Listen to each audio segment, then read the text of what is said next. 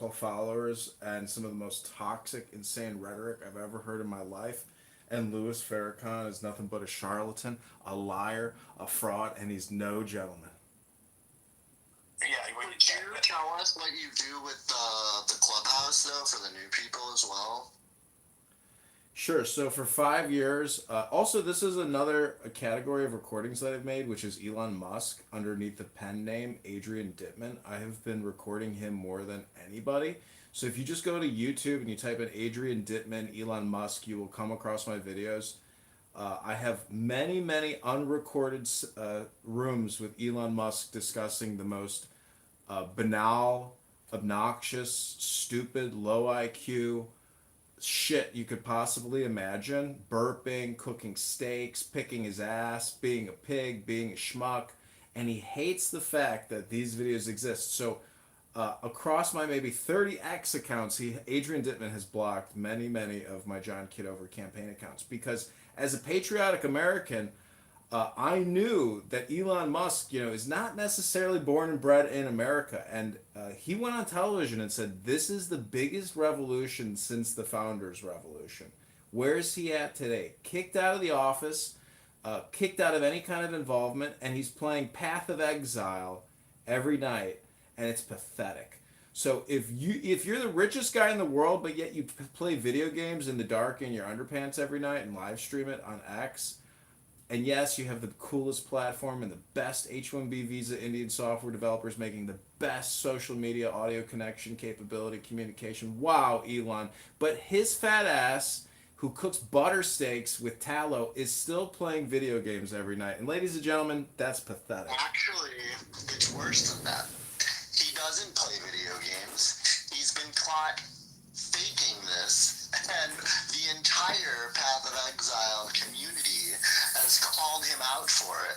The Times of India has reported on this. This man is a pathological liar when it comes to video games because of the type of women he's attracted to. So he'll always lie about these things to try to impress them. He has so many issues with his personality that people don't speak about because no one wants to be demonetized on this app. I have no idea what you guys just said. At all. Can you explain? Okay, so Elon Musk has an account called Adrian Dittman. Elon Musk, a loser, video game player, underwear, butt scratcher. He's got two T's and two N's in Dittman. That is Elon Musk's burner account or nom de plume, his pen name, because he doesn't want it publicly. But the thing is, now he records everything.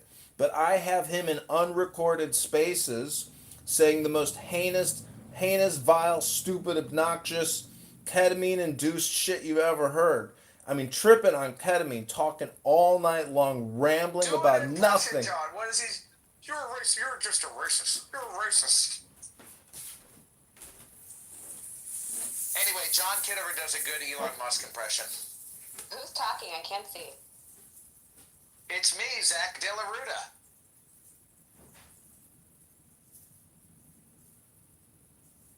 It shows you as a listener still on my screen. That's why it was confusing. Good to hear you, though. I sent you a follow, and I'll send you a message if I can help on any of the fundraising side. I might have some lists for you that you might want. Sounds good. Thanks. Please follow me on TikTok. I'm very inactive on X, but I'm growing on TikTok. I'm not on TikTok, but if you could share stuff with me, I'm happy to repost it on Instagram. Mike Benz follows me too on there, so I get some pretty good views, even though I only got 400 or 500 followers.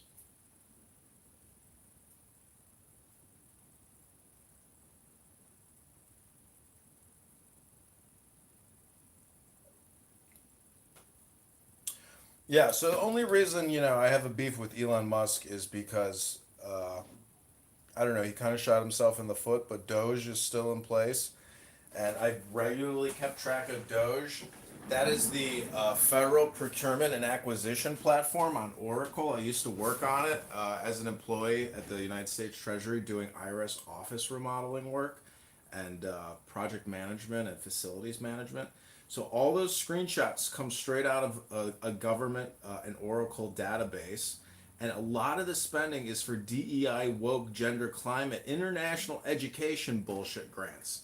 So the education industry is a huge fraud ring in federal contracting.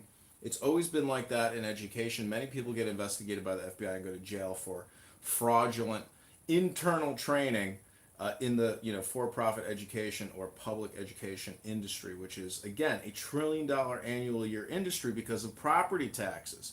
The Department of Education spends $250 billion a year educating the population of this country, and we spend collectively $1.1 trillion because of all the property taxes. Are we getting a good return on investment?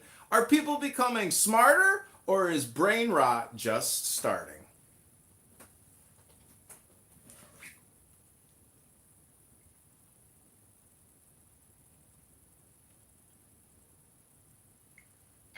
100%. Look at it. It is brain rotting. And the same with the way they changed the math system, the way that they've changed the gender ideologies to confuse kids, to separate them from their parents. And the amount of shit that CPS is able to do now, too, in the mental health evaluation forms that are going on in Illinois that people think they have to do. One of the things that I'm wondering is, did they change the definition of mandate in Illinois? Because the way they're trying to articulate some of these things now is that they're just suggestions. The school system is just, it's so concerning, and we need to start shaming people into getting involved. I don't know any parents that are on school boards. All my friends' parents growing up were parts of PTAs, PTOs, and they were always up at the schools. Now, nobody knows anything, and they're just doing travel sports.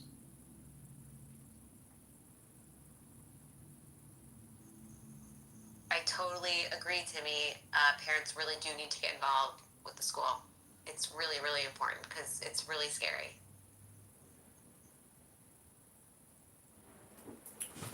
John, are you doing anything as far as doing any local schools, or I don't even know can we do anything like that to help you with local school boards or parent groups and stuff like that too?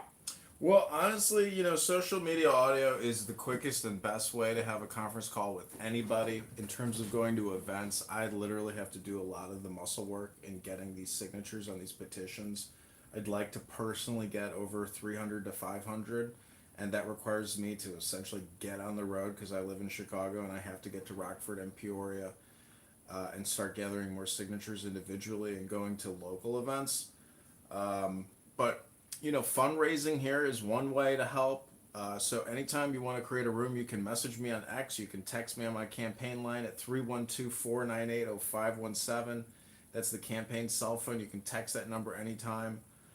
Follow this profile. Go on my profile. View at the top. I got about 10 other John Kitover, Illinois X accounts going. I'll follow all those. Retweet some of my content. Message me on X in the inbox so we can exchange information, or other handles, Instagram, YouTube. So again, I have been secretly recording Clubhouse for 5 years, which is a social audio app.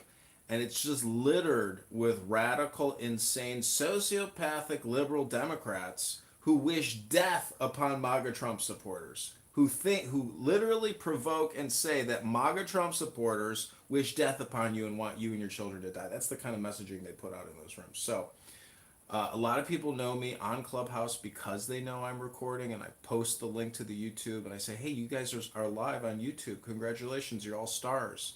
And so they know who I am, and they target me. I have many videos of Democrats wishing death upon me, hoping my cell phones explode and burst into flames and I burn and die in my house. All kinds of horrible death threats. It's been an interesting ride so far. But the thing is, I just live stream it. And now because I'm running for Congress, YouTube has been a little less authoritarian and a little less censored. But they still are removing my videos. And it's because people are complaining from Clubhouse because they were gloating and jubilant over Charlie Kirk's death. We're so happy. He went on to glory. They were so happy that dead racist Nazi's dead. All that type of bullshit. So I caught them at their worst moment. Their deepest psychological, sociopathological, psychotic, homicidal ideation moment. And they don't like it. and we reported them to charliesmurders.com, and we reported it to their managers at the corporations that they work at and the small businesses they work at. We got about 6 people terminated, and today is our celebration day. Wow, great work. How many people were in the room that you were recording? I think there were probably 120, 150 people in the clubhouse room. It's all on YouTube. You can, I can text you or message you the politically correct Charlie Kirk death celebration video. You can watch it. What would you say over your 5 years of research? What percentage of these are just little bitches that are just going to continue to try to dog whistle, and what percentage of these are people we really need to be concerned about crossing paths with in the street? Well, I've had people create fake Darren LaHood profiles to attack me. But the funny thing is, it all caves in on themselves, because when you're a gay black man screaming to the top of your lungs that Darren LaHood is going to kick your ass, it never looks good for what their actual goal is, which is to defame, harass, libel, slander me. So, really, I record my office. I'm just live streaming my home office, and I'll be damned if that doesn't cause all kinds of controversies. People don't like the way I use my phone. I say, well, you use your phone the way you want to use your phone. I'll use my phone and all the social apps I want to use the way I want to use it. I'm just live streaming myself. So it's not me that has the issue. It's the people who have been attacking me or slandering me or libeling me. And I just post legal notices on X. I say, you're going to be sued. You know, this is a personal injury lawsuit. So I fight fire with fire. I'm very legalistic and law-oriented. I believe, in the law and in the strength of the law. That's our joy. And the more you read the Constitution, the better. I have many videos of me reading the Constitution in its entirety, and I still don't, have it memorized. But I used Grok to generate 10 bullet point extracts from the Constitution, from the Declaration. So we can use Grok in a way to analyze or game theory spending priorities in an intelligent, transparent way. I think that's, the role of any congressperson or senator is to provide education and how they are determining whether to vote yay or nay.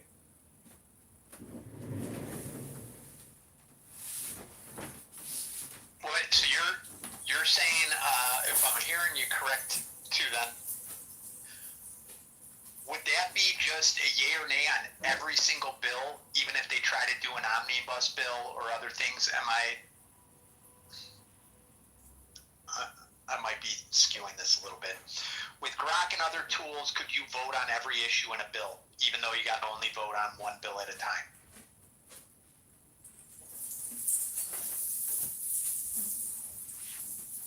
I just, on all of our petitions we've generated, over 500, I ask a lot of the circulators and petition signer gatherers, say, hey, ask the people who are signing, what are your top 3 priorities, and write it on the back of that petition.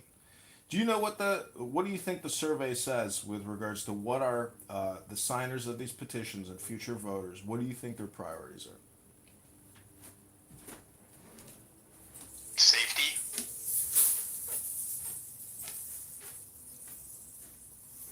Cost of living. Anybody else want to give a guess? Taxes, cost of living, immigration, safety, race, crime. At least that's what I care about. Although at this point, the amount of crazy shit on the internet, if I meet a politician who has these opinions on Jews, I'm like, well, you're just really low IQ at this point.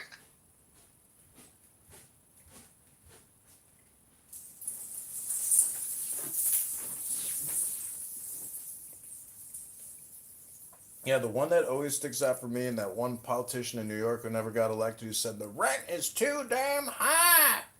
That is the one that constantly came up when I was getting petitions signed. Why are some people getting Section 8 housing and housing vouchers? Meanwhile, I got to go to work and pay my $1,300 a month for fucking rent and all the utilities. So, I'm just saying, say my mantra, stop borrowing, stop spending, stop taxing. In an ideal situation, what would you want property tax to be?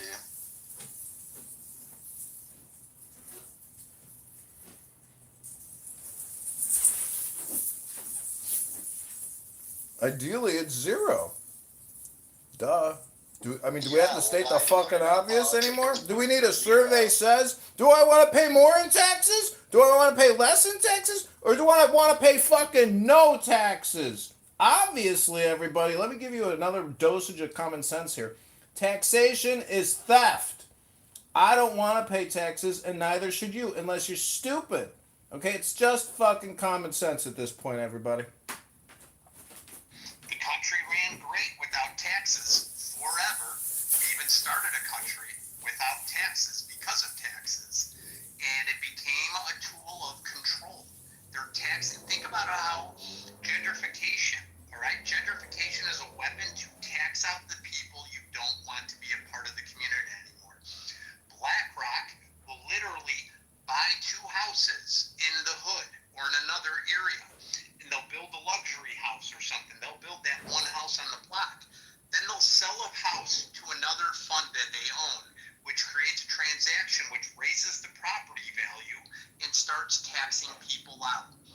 Everybody forgets that 95% of the world is not of the investment class, which means that they do not have extra money to invest in the stock market. So when they tell you what the S&P is doing, they're only telling you how rich people are doing, really. They're not telling you how the working class is doing.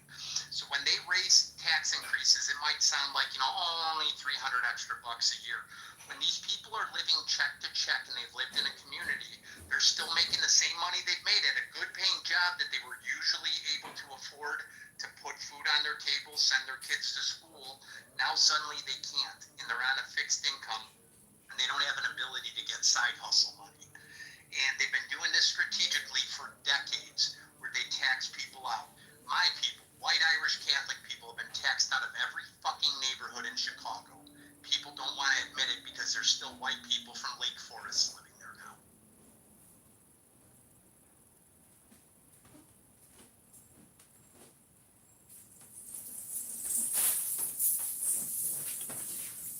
Listen, Congress and the Senate are the enemies of the people. I'm telling you, we have to stop borrowing, stop spending, stop taxing. The enemies of we the people are most likely the Democrats, the Congress people, and the senators. It's fucking obvious. They're the ones cutting the checks. They're the ones allocating the spending and the appropriation. They're the ones with all the lobbyists in their emails at their offices on K Street. It's a big racket and they're skimming. Kick them out, primary them, and put patriotic Americans who have risen up in their 30s or 40s to replace these 60, 70, 80, 90-year-old cronies borrowing, spending, and taxing you. It's obvious what we have to do.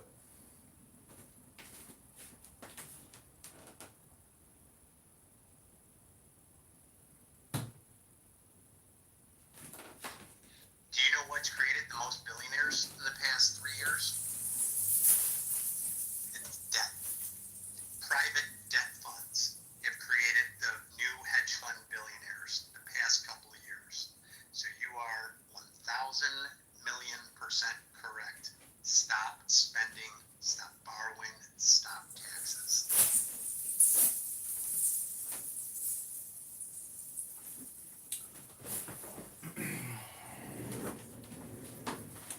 You have to keep what you got and just stop borrowing, stop spending, and stop taxing. We're in a good position and in a good place. But if you look at and you deconstruct the big, beautiful bill and you ask Grok to prioritize spending and which companies, specifically the amounts, should be retracted by a defund the big, beautiful bill, it's all right there. We're just taxing ourselves and giving it away to Fortune 500 corporations through tax credits. It's our debt. It's our taxes that we're going to have to pay. It's transference of taxation into debt for individual income tax filers.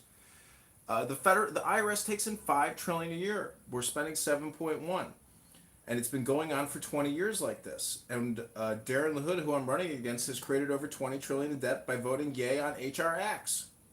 I'm going to vote no on every HR act and appropriation which is spending money. Again, stop borrowing, stop spending, stop taxing. That means nay on HR acts. The HEROES Act, the CARES Act, $5 trillion on a COVID-19 response. The average American individual debt to the federal government has leaped from 100,000 to 400,000 per individual American. It's insane how much we owe at the individual level now. So it's the price of a beautiful house. Everybody owes a house to the government. Is everybody here prepared to go build a fucking house, sell it, and give the proceeds to the government? No. But that's the financial reality.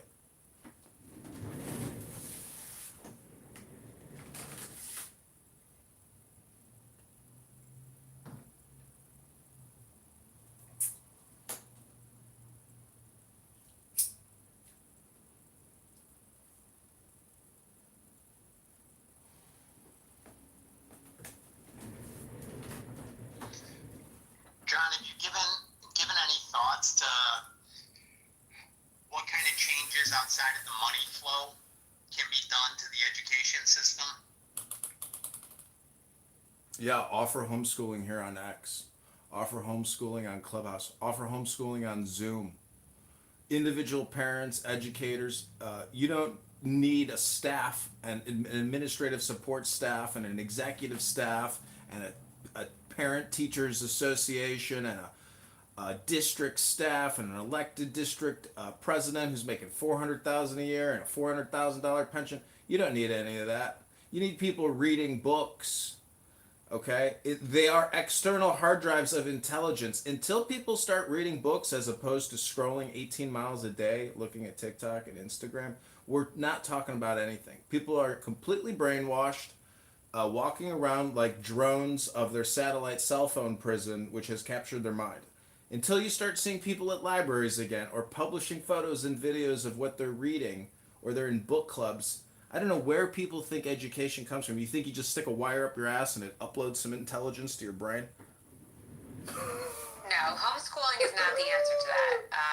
I understand the sentiment of it, but that is not the answer. Timmy's right about parents need to be getting more involved because we have to turn the education system around because kids have to go to school. They need to be with their friends and they need to be social to combat, all of this phone usage. So there has to be another answer. I get it, but what I'm telling you is if we actually stopped borrowing and stopped spending borrowed money, none of this could be funded anymore because there's no money there. At $250 billion for the DOE, and people are taking out loans to pay their property taxes so you can pay the salary and the facilities cost on a building.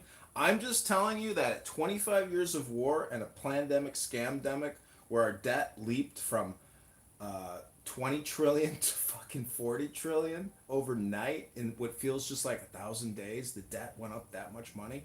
I'm just telling you, at that rate of borrowing and spending, by 2050, we'll be paying 4 trillion a year to service our debt. And right now we have a $37 trillion mortgage with $1 trillion interest payment. That doesn't include premiums. And the point is we have 100 trillion in unfunded debt liabilities. So all I'm saying is if we were to actually try to fix the economy and get out of this unlimited borrowing and spending and CR kick the can down the road with plus the omnibus bills, none of this can exist anymore because it's completely insolvent. So I'm just telling you that's the real financial situation, but we're living in an artificial economy where 40% of it is all borrowed and all spent. So this is a good thing too. I agree and disagree with you. I agree with you 100% about the debt, unsustainable. I just posted a documentary that I suggest everyone watch if they haven't. It's called Join or Die. It's on Netflix. Harvard professor behind the book Bowling Alone did a documentary, and it's about the civic communities, the Knights Club of Columbus, the Elks Lodge, the Rotary Club, and how there used to be a bowling league every single day in every single town in America. And communities came together and they discussed, we do need something, maybe it's not a school, but we need something where kids come together and they become part of a society and a community and sports and things like that. And with the advancements in AI, you're not paid for what you memorize in college anymore. Critical thinking is going to become more important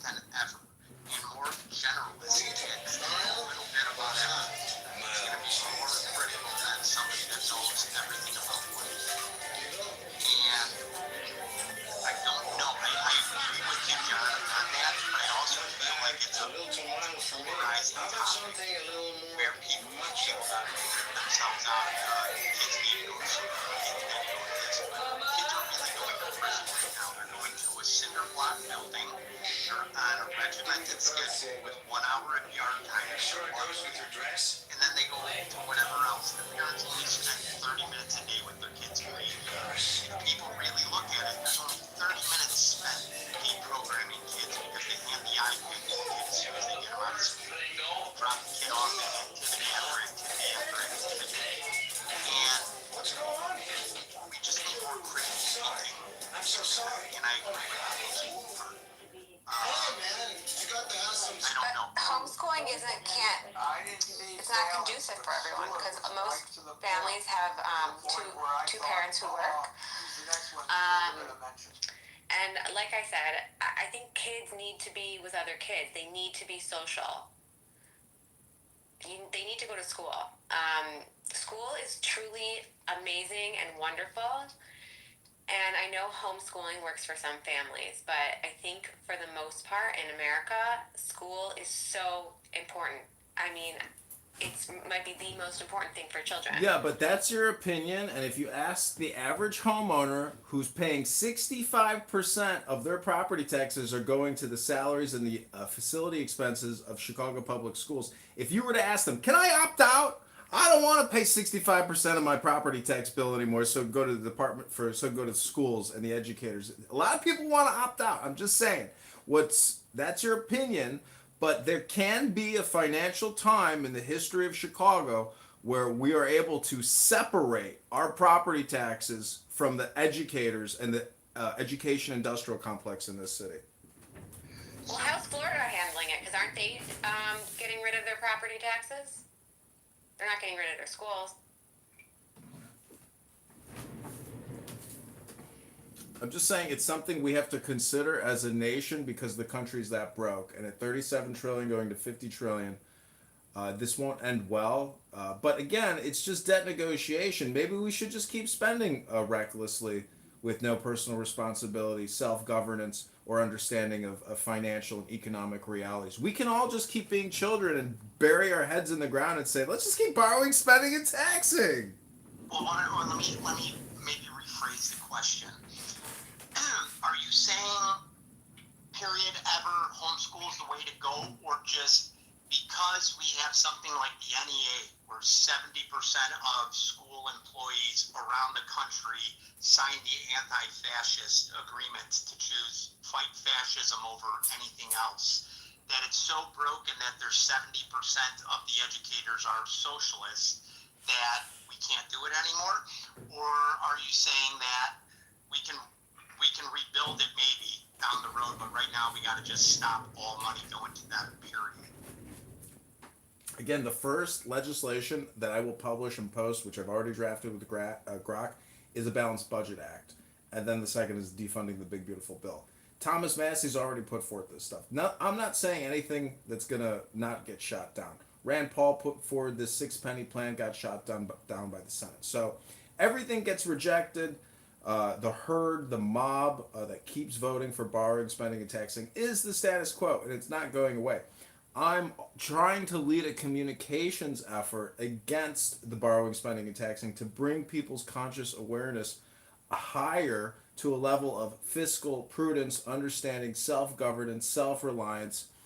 That quote by the Comte de Phoenix. Anything you disagree with Thomas Massey on? Not really. Everything he posts, I'm just like, yeah, I don't really disagree with anything. It's like transparent, political, transparent. I mean, he's playing a clean game to me, and he seems very intelligent. You know, he's got these documentaries, the way he runs his life, his house. He's a scientist. He's an American. I think he's got a great understanding of our law, our history, and so there's very little that I disagree with him on. I mean, if you want to... What about foreign funding for other countries? Yeah, he wants to cut it, and I want to cut it too. You can go to the State Department and view the top, 100 countries and what they're getting. The king's son in the United Nations, is shit talking. No, I understand there's inequity, but your platform has zero funding to other nations. I would personally go to zero funding. I would completely restrict all international funding, loans, any type of agreements, How completely about if flush the out the intelligence? How requisition about if the system. how about if the intelligence agency said to you, because you were one of the members of the Gang of Eight, you know, if we stop funding country X, Y, and Z, our defense budget is going to have to increase more because this is what's going to potentially happen to the United States. Well, let me How would just you feel about that? before You're I a member of the Gang of Eight. before I Think answer about that it. Think about it. question, You're a member of the Gang before of Eight. I One of the most before I heard it, before I answer your question, let me ask you this: should we still allow generals to present as women and be transgendered in the Army, Marines, Navy, Air Force? Should we still allow men to dress up as women in the military? I don't know. First of all, I concur with that, but I don't know how that has any relevance to your gang. You're a member of the Gang of Eight, one of the most important congressmen because you've earned it. You've now sat in a national security skiff, and people have told you with a great deal of credibility that you trust and believe that by cutting foreign funding to X, Y, and Z, it makes the United States more dangerous. What happens? What do? How do Listen, you square can that? consider this your skiff, and I would just tell you that if I would do what Wrigley did, if I had $1 million, I'd spend 999,999 on advertising and $1 on product. I'm just saying that if you want to keep borrowing, spending, and taxing, you're more than welcome to stay in the status quo. That's a you problem, but I'm suggesting we all repeat: no more borrowing, no more spending, no more taxing. Can Americans actually say those words? It's only three variables, ladies and gentlemen.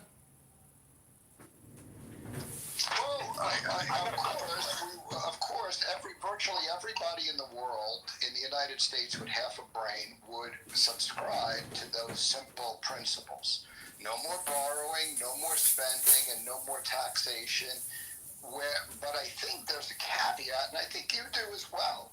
I think the caveat is that there's a necessary amount of taxing to minimally run services in both a municipality, a state, and in the federal and in the republic. And you would like to find that sweet spot to the best of your ability. Isn't that really what you're trying to say? I don't want to put words in your mouth, but isn't that really what a grown man wants to do? Wants to be a member of the Gang of Eight. Well, you keep mentioning Gang of Eight, and all I'm trying to really point out is a political, economic, philosophy, theory, or run a mental mind simulation because we can look at the actual projected numbers. We can go full Zimbabwe, and those $1 trillion notes now are collectibles. I'm not So we saying. agree that you believe that there is a certain minimal level of taxation on a federal, state, and local level that you would support. Yeah, I feel like 10% is fair. That seems fair to me. No one should have to pay more than 10% of their total net income in taxation over a period of 365 days. That And it includes the local tax. everything. Nothing should be more. Nobody should pay more than 10%. If you're going to tithe 10% to your church, why should we tithe more than 10% to the government? Well, how do you do that in practice if John makes $300,000 a year and he has to pay $30,000 in total taxes, and Fred, because he's not as smart as John, makes only $150,000 a year, and he has to pay a total of $15,000. So how do we delve that up between state, local, and federal governments? John's 30,000 and Fred's 15,000 when John lives in Chicago and Fred lives in New Jersey. How do we do that? Go ahead. I'm interested. Okay. Are you willing to go on mute? I'm going to read a poem. It's about 60 seconds. It's going to answer your question. May not be the answer you want, but it's the answer I'm giving to you. You ready? It's called Distracting Thoughts. It's a poem I wrote to answer your question. I used Grok AI to create it. Evil thoughts can even arise during study and prayer and communication on X. And if they do, you should ignore them entirely and avert your mind from them immediately. Do not try to examine these thoughts. For that is a task for the righteous, in whom evil finds no root. But the evil you experience is rooted in your own selfishness. Do not be dejected because of this. Rather, redouble your efforts on X to concentrate your mind, and in this way fill yourself with joy and gladness, realizing that distractions arise because your prayer and study are approaching selflessness. When distractions arise, ignore them and answer not fools according to their folly, lest you too become a fool. What if you cannot ignore them? Then humble yourself before God and ask God to rescue you from these turbulent waters. Ladies and gentlemen, I am telling you that turbulent waters is the status quo. And there's nothing new under the sun, and everything that is has already been. But why didn't the internet solve some of these financial crises that are afoot? Why aren't there cost efficiencies? Why can't we communicate effectively? Why can't we have peace now? John paid $30,000 and Fred only paid $15,000 because you and I have agreed, and I'm okay with it, that 10% of John's income is $30,000 and 10% of Fred's income is $15,000. But John lives in Chicago and Fred lives in New Jersey. Without a poem, can you share with me what your thoughts would be on how Grok would solve this problem? Because apparently, I don't think the poem is going to solve the problem. Okay, I'm going to break it down for you very simply. Listen closely. It's 3 simple variables. Repeat after me. Stop borrowing. Stop spending. Stop taxing. That's borrowing with a B. Spending with an S. T with a tax. That's borrowing, spending, taxing. Borrowing, spending, taxing. Stop it! Stop borrowing! Stop spending! Stop taxing! Do you hear the words coming out of my mouth? Stop spending! Stop borrowing! Stop taxing us! Do you hear the words coming out of my mouth? We got it. Well, the problem is the central banking system. If you have a central banking system based on fractional reserve banking, you can never stop borrowing and taxing because it's a system based on never having enough money. John, last question before I go. When you jerk off, do you use cream or oil? Because this is the dumbest shit I ever heard in my life. All right, well, thank you for participating. You're on our YouTubes. That's about 15 different YouTubes, 3 different X's, 2 different Clubhouses. And ladies and gentlemen, I don't masturbate with creams. That's total projection on your part, sir.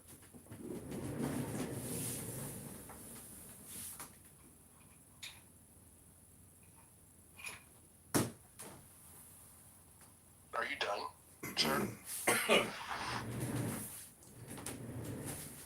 Oh no, this show is still going. I'm going to read another little poem. You guys came. You guys donated. I just hope I leave you with a little joy. You weary me with proof enough that all this meditation stuff is self-hypnosis. Be it so. Do you suppose I did not know? Still, to be accurate, I fear the symptoms are entirely strange. If I were hard, I'd make it clear that criticism must arrange an explanation different for this particular event. Surely, your best work always finds itself so object of the minds. In vain you ply the brush, distracted by something you have heard or acted. Expect some tedious visitor. Your eye runs furtive to the door. Your hand refuses to obey. You throw the useless brush away. I think I hear the word you say. Others attain to a certain degree of illumination and then stumble seeking such occult powers as clairvoyance and clairaudience. Receive the gift, the Holy Ghost, such gift implying, as I guess, this very superconsciousness. Miracles follow as a doer. Miracles follow as a dower. But they used the fatal power and lost the spirit in the act. whilst others not attaining attempt a shortcut by means of such drugs as opium and hashish, the latter of which is most powerful in producing a state of pseudo-samadhi, to make me as one dead, to lose the girders of the soul and gain breathing and life for the intelligible, find death, yet find it living. In the midst of my complicated hallucination, I could perceive I had a dual existence. One portion of me was whirled unresistingly along the track of this tremendous experience, and the other sat looking down from a height upon its double, observing, reassuring, and serenely weighing all the phenomena. Probably samadhi itself acts somewhat like this, but hashish produces at times, under certain conditions, severe suffering, and the yogi does not undergo such, for he leaves it in his wake. Hashish may in some way be the loosener of the girders of the soul, but this is all. Huxley says the influence of diet on dreams, of stimulants upon the fullness and the velocity of the stream of thought, the delirious phantoms generated by disease, by hashish, or by alcohol, will occur to everyone as examples of the marvelous sensitiveness of the apparatus of ideation to purely physical influences.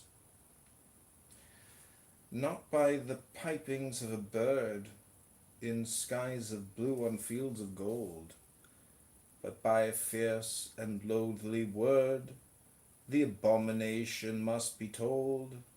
The holy work must twist its spell from hemp of madness grown in hell.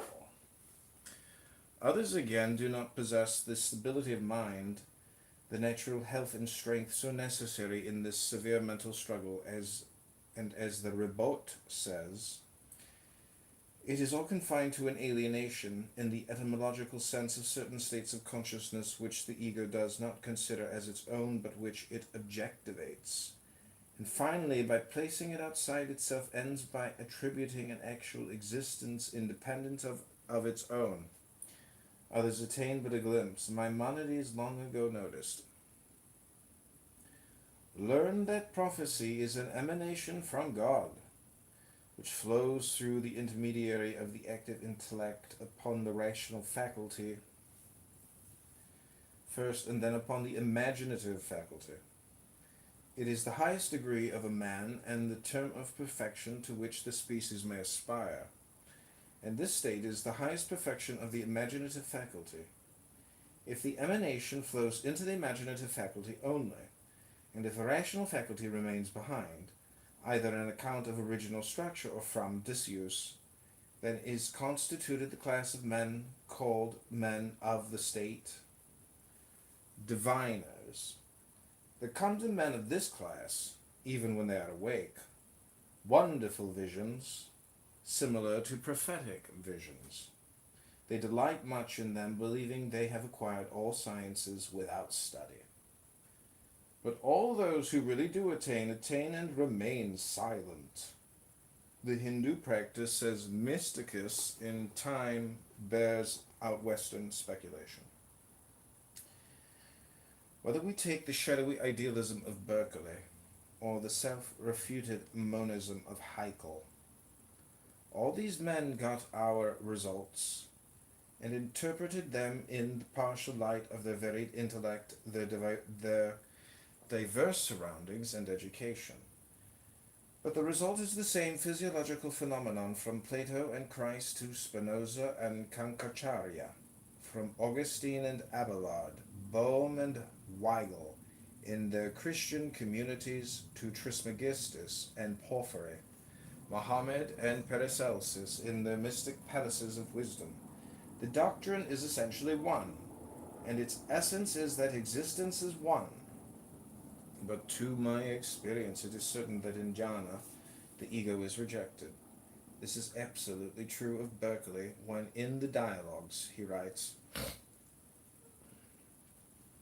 to know everything knowable is certainly a perfection, but to endure or suffer or feel anything by sense is an imperfection. The former, I say, agrees to God, but not the latter. God knows or hath ideas, but the ideas are not conveyed to him by sense as ours are. God to him is a Mahayogi. It is absolutely true of Hume, but Hume, studiously avoiding the word God, could find no helpmeet to fill his place. For my part, when I enter most intimately into what I call myself, I always stumble on some particular perception or other, of heat or cold, light or shade, love or hatred, pain or pleasure. I never can catch myself at any time without a perception, and never can observe anything but the perception. We only feel the event, namely the existence of an idea, consequent to the command of the will. But the manner in which this operation is performed, the power by which it is produced, is entirely beyond our comprehension.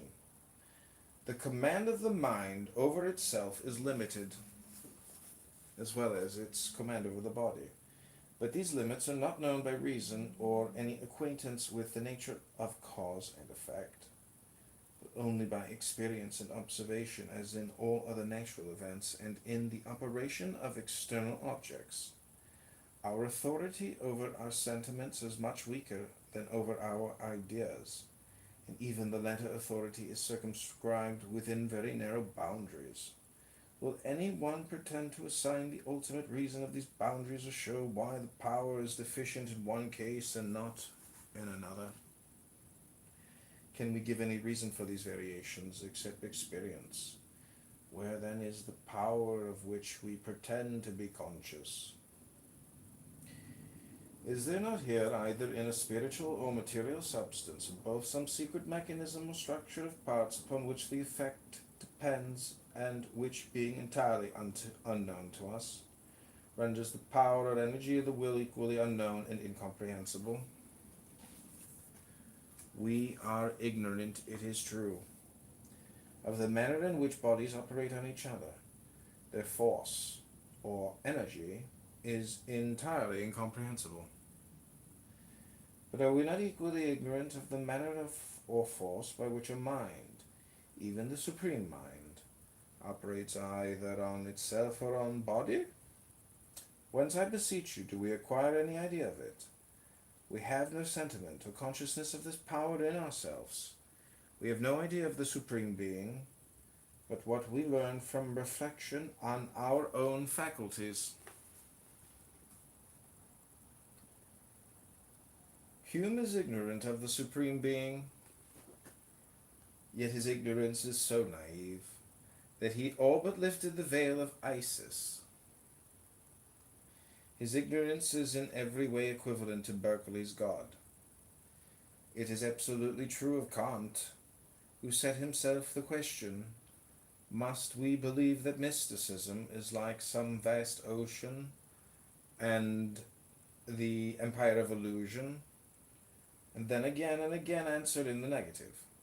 He proposed time after time that reason be its own end, founded upon right and duty, and in the freedom of the person the moral sublimity of duty. It is not so much because it is subject to the moral law that the person has sublimity, but because it gives that law to itself and is not subject to it on any other condition. Expressing himself with regard to the free being, Kant says, in him no act would be born, and no act would perish. In other words, the free being is a yogi, pure and simple.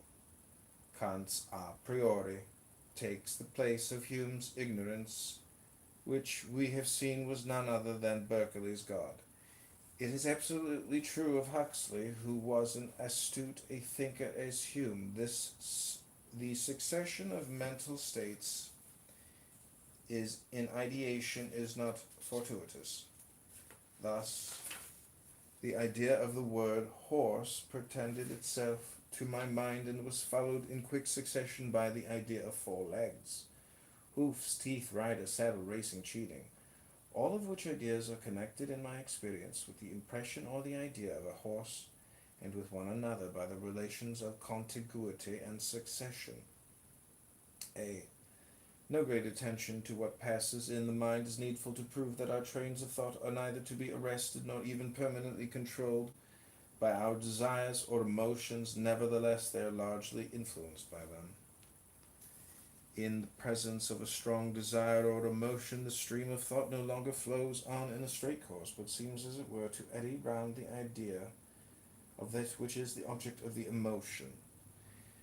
Every one who has eaten his bread in sorrow knows how strangely the current of ideas whirls about the conception of the object of regret or remorse as they centre every now and then, indeed breaking away into the new track suggested by passing associations. But still returning to the central thought, few can have been so happy as to have escaped the social bore, whose pet notion is certain to crop up when whatever topic is started, when the fixed idea of the monomaniac is but the extreme form of the same phenomenon. Okay, that's a reading from J.F.C. Fuller, Star of the West, a critical essay upon the works of Aleister Crowley. This is candidate John. This is a long show. We're still going here. Viva, thanks for being here. We cleared out the house with the stop borrowing, stop spending, stop taxing. People can't take it. It's too traumatic for some people. People reject the programming. I'm trying to compress it and make it simpler for people by just saying stop borrowing, stop spending, stop taxing. It's called BST. Let's pass the BST HR Act to stop borrowing, stop spending, stop taxing.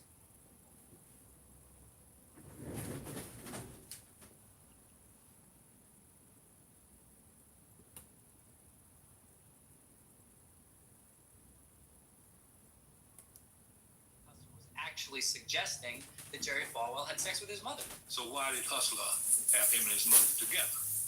Hustler puts him and his mother together in a example of literary travesty, if you will. And what public purpose does this serve? Well, it serves the same public purpose as having Gary Trudeau say that Reagan has no brain or that George Bush is a wimp. It lets us look at public figures a little bit differently. We have a long tradition in this country of satiric commentary. Now, if Jerry Falwell can sue when there has been no libelous speech purely on the grounds of emotional distress, then so can other public figures. And imagine, if you will, suits against people like Gary Trudeau and Johnny Carson for what he says on the Tonight Show tonight. Obviously, when people criticize public figures, they're going to experience emotional distress. We all know that. It's the easiest thing in the world to claim, and it's impossible to refute, and that's what makes it a meaningless standard. Really, all it does is allow us to punish unpopular speech. And this country is founded, at least in part, on the firm belief that unpopular speech is absolutely vital to the health of our nation. And there you have it from the people versus Larry Flint on the First Amendment. Yes, there, without question, was pressure was brought to bear by the government, specifically the FCC, because us people, we citizens of America own the airwaves, and the government, and specifically the FCC, are in charge of the public trust. And when there is something that goes across the airways, which, by the way, is radio and TV, it's not cable, it's not the internet, it's not YouTube. When it goes across the public airwaves, the FCC can get involved, and without question brought pressure to bear. Now, was that illegal, what the FCC did? I stated the other day, and I'll state again, I don't know. But I know that FCC is responsible for keeping the public trust. If you want to come up and comment, that's fine. JCC, any thoughts? If not, I can absolutely play another clip that hopefully is relevant to the topic. No, yeah, that clip was really awesome, spot on. Yeah, it totally fits the appropriate time frame we're in right now. So, with the FCC, Yep.